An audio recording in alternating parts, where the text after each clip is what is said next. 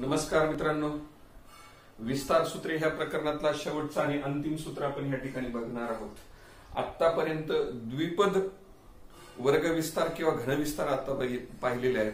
आज आपण जे बघणार आहोत ती त्रिपद राशी आहे, म्हणजे तीन पद असतील आणि त्या तीन पदांच्या राशीचा वर्ग विस्तार कसा असेल तो आपण या ठिकाणी बघणार आहोत. ए अधिक बी कंसाचा वर्ग, ए अधिक बी अधिक सी कंसाचा वर्ग असा आहे.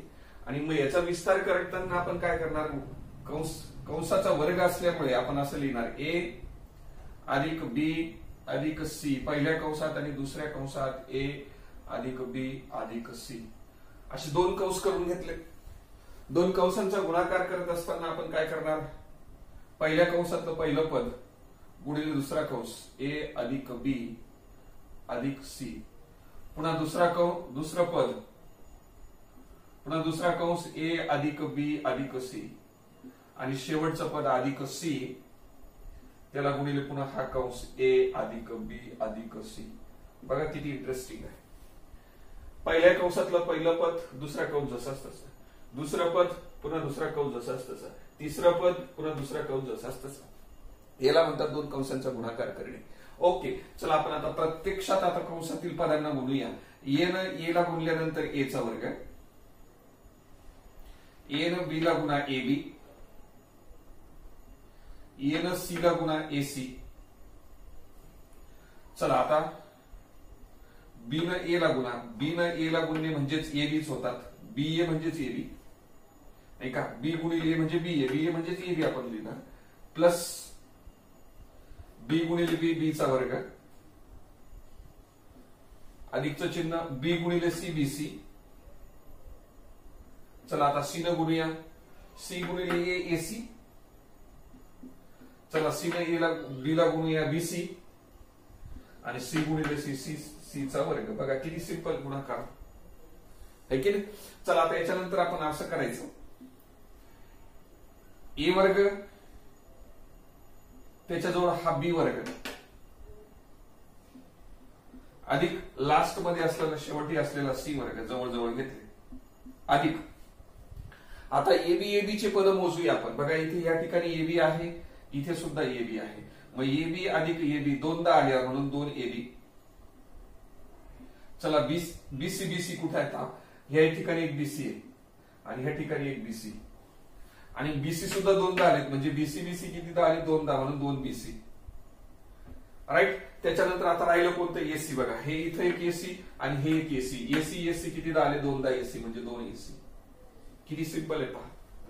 म्हणून ए वर्ग अधिक बी वर्ग अधिक तुमचा सी चा वर्ग, एबी आणि एबी हे इथे दोनदा आल्यामुळे दोन एबी, नंतर बीसी आणि बीसी दोनदा आल्यामुळे दोन बीसी, एसी आणि एसी दोनदा आल्यामुळे दोन एसी. आणि हा जो विस्तार आहे, हा विस्तार म्हणजे काय माहिती काय, ए अधिक बी अधिक सी कंसाचा वर्ग, ह्या राशीचा विस्तार आहे.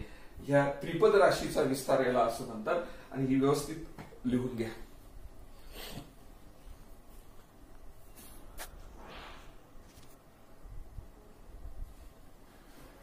ओके मित्रांनो, आताच आपण सूत्र बघितलं, त्रिपद राशीचा वर्ग विस्तार.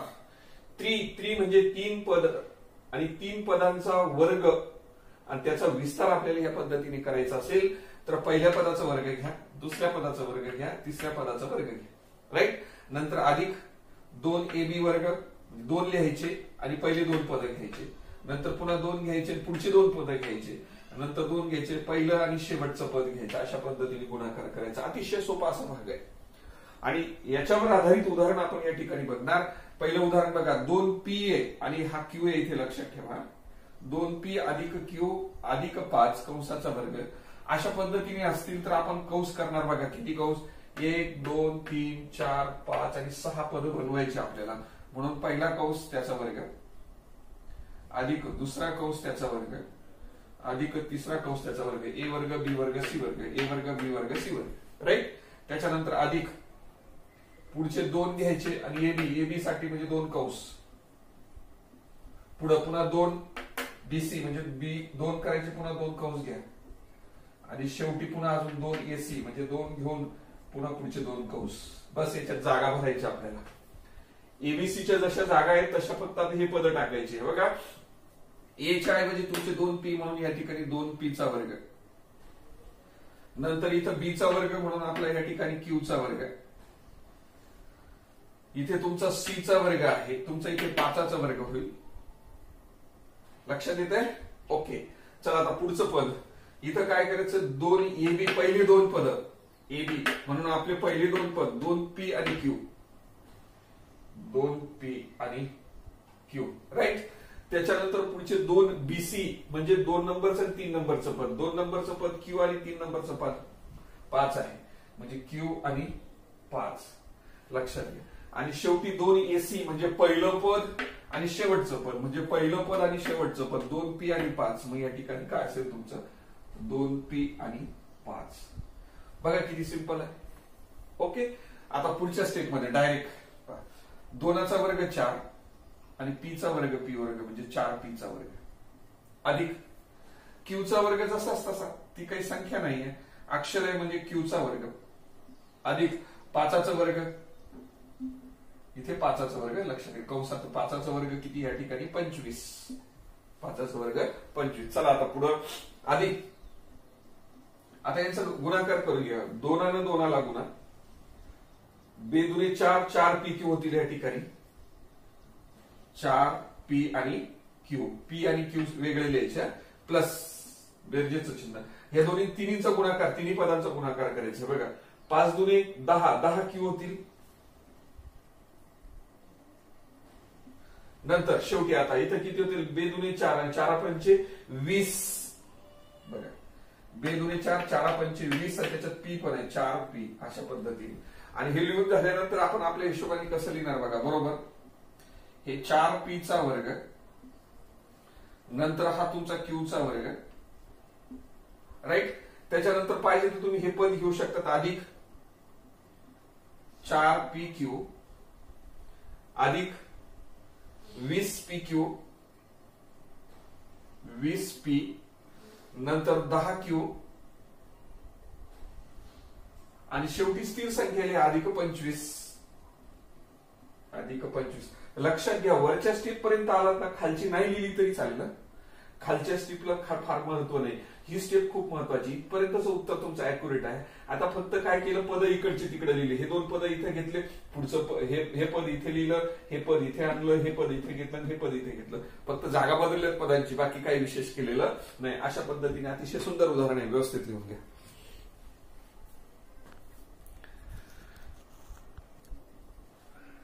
ओके. बघा आता पुढचं उदाहरण पहा, 2 नंबरचं उदाहरण. ह्या हिशोबाने आपण बघा ए वर्ग बी वर्ग सी वर्ग, ए वर्ग बी वर्ग सी वर्ग साठी 2ab 2ab 2bc 2ac अशा पद्धतीने आपण कंस करून घेतले. इथे एबीसीच्या किमती होत्या, आता त्याच्यात m 2n आणि 3r अशा किमती दिलेल्या आहेत, काही हरकत नाही. या ठिकाणी m टाकणार, मग a, या ठिकाणी b म्हणजे 2n, या ठिकाणी c म्हणजे स्टीमचा 3r आहे की नाही. बघा 2ab 2 आहेच, ab ची जागा म्हणजे हा a तुमचा पहिला m घेणार, दुसरी जागा 2n घेणार. बघा पुढे काय होतील, हे 2n आणि 3n घेणार, इथे 2n आणि 3r घेणार. आणि पुढे काय होतील, m आणि 3r घेणार, m आणि 3r घेणार. लक्षात घ्या एबीसीच्या ऐवजी फक्त m 2n आणि 3r अशी पद, तेवढी जागा आपण त्या हिशोबाने त्या पद आपण त्या ठिकाणी टाकली. ओके. चला आता बरोबर m चा वर्ग म्हणजे m चाच वर्ग, 2 चा वर्ग 4 n चा वर्ग अधिक 3 चा वर्ग 9 r चा वर्ग आहे की नाही. हे 3 चा वर्ग 9 केले आणि r चा वर्ग पुन्हा. आता बरोबर अधिक, आता याचा गुणाकार करा बघा. बे दुने 4, बे दुने 4m 4m. चला आता यांचा पुढचं, बे दुने 4, 4 त्रिक 12, 12nr 12nr. लक्षात घ्या बे दुने 4, 4 त्रिक 12, पण n आणि r पण आहे म्हणून 12nr अधिक, आता यांचा गुणाकार, हे याचा याचा का 3 दुने 6, 6mr 6mr अशा हिशोबाने हे उदाहरण आहे, व्यवस्थित लिहून घ्या. तिसऱ्या स्टेप मध्ये त्याचंही उत्तर आलं.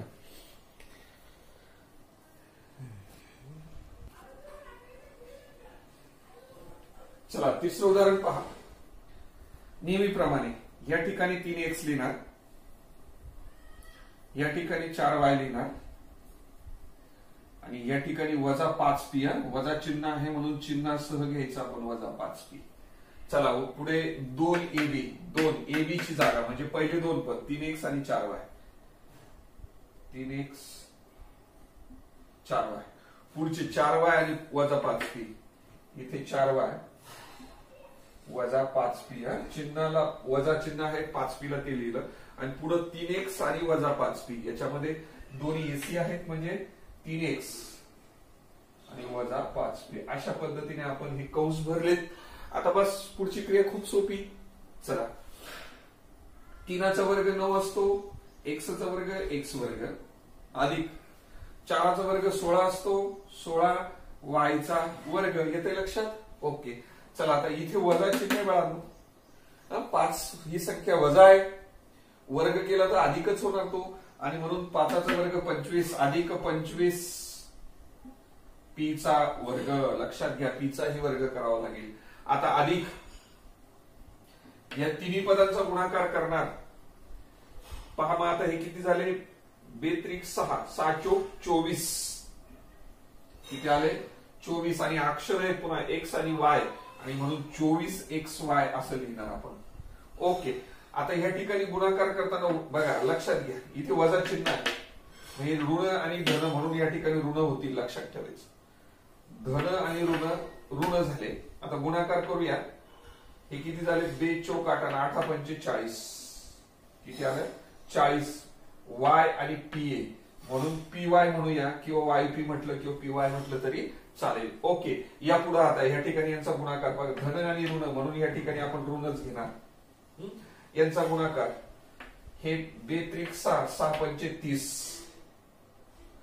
2×6 6 पंचे 30 आणि p आणि x आहे म्हणून आपण त्याला px किंवा xp असं म्हटलं असतं तरी चाललं असतं. बस याच्या पलीकडे आपल्याला काहीच करता येत नाही, एवढीच त्याची स्टेप आहे.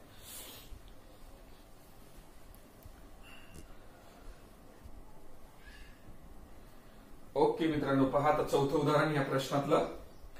7m वजा 3n वजा 4k कंसाचा वर्ग याचा विस्तार करायचा असेल तर a वर्ग b वर्ग c वर्ग म्हणून इथे a वर्ग अधिक b वर्ग अधिक c वर्ग अशा हिशोबाने चाललो आपण. 7m चा वर्ग वजा 3n त्याचा वर्ग वजा 4k त्याचाही वर्ग. पुढच्या याच्यात किमती टाका. ह्या दोन पहिले दोन पद घ्या या ठिकाणी म्हणजे 7m वजा 3n. नंतर पुढचे दोन पद घ्या वजा 3n वजा 4k.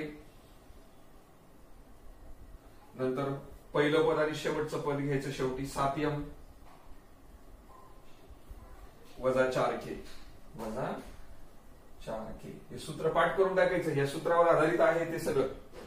ओके. आणि म्हणून बरोबर बघा आता 7चा वर्ग 49 m चा वर्ग राईट. नंतर अधिक ऋण जरी असलं तर वर्ग धनच होतो. 3चा वर्ग 9n चा वर्ग. इथे सुद्धा ऋण जरी असलं तर वर्ग असल्यामुळे तो धनच होत असतो. 4चा वर्ग 16k चा वर्ग. ओके. आता यांचा गुणाकार बघा, धन आणि ऋण होणार. मग आता पहा 7 त्रिक 21 21 दुने 42 किंवा 7 दुने 14 14 त्रिक 42. किती झाले? 42 m असं येईल. करून बघा गुणाकार. 7 दुने 14 14 त्रिक 42 किंवा 7 त्रिक 21 21 दुने 42. कसाही गुणाकार केला धन आणि ऋण येणार या ठिकाणी. चला आता ह्या पुढे जाऊया. हे पहा हे धन आहे, हे ऋण आहे, ऋण आहे. ऋण किती झाले? हे धन आणि पुन्हा धन म्हणजे धनच राहणार. लक्षात घ्या हे दोन ठिकाणी ऋण आहेत. वजा वजा काय होतील? अधिक आणि त्याला पुन्हा अधिक म्हणजेच अधिकच राहणार. आता गुणाकार करूया. 2 त्रिक 6 6 चौक 24 n k म्हणू आपण.